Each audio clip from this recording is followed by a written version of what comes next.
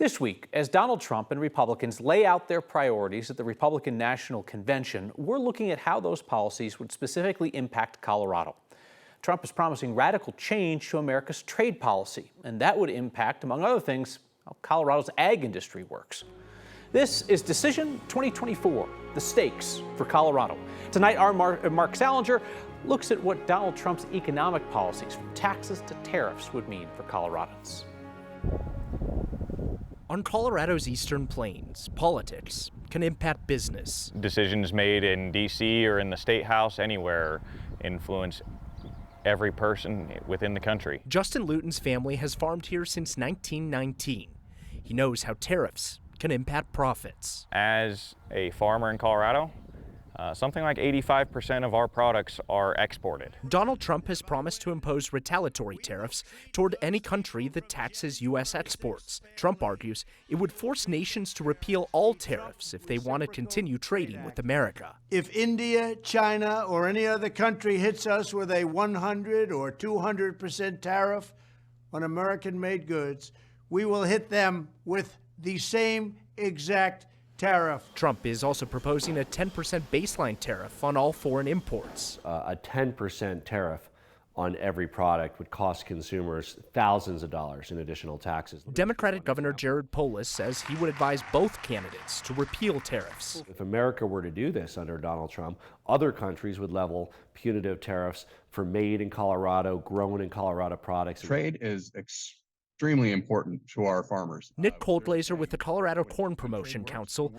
was in D.C. today, advocating for farmers back home.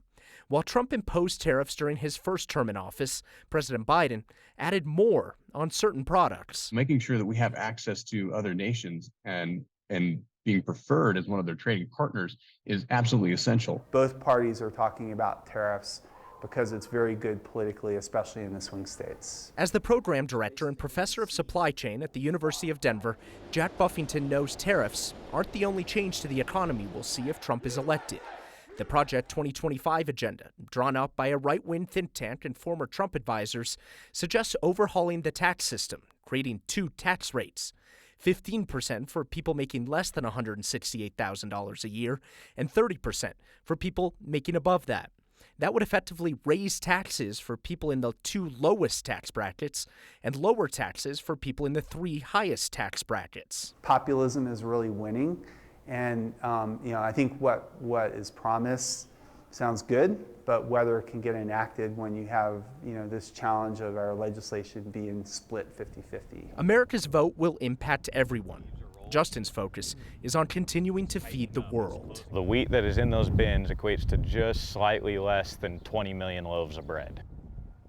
So when you think about tariffs, it's not just whether corn or wheat or whatever it might be is taxed. Farmers here in Colorado, for example, also impacted by tariffs on things like pesticides, fertilizers, parts for tractors. Kyle, it all has a trickle-down effect. Yeah, and it's complex stuff, even if it's just one person looking at a number of different things, tariffs and taxes and so forth. Yeah, and when you're trying to figure out who to vote for, it's not even just economic reasons that you figure it out. There's also things like regulations on the ag industry that also play a major impact into figuring out who might win this election. Mark Salinger, thank you very much.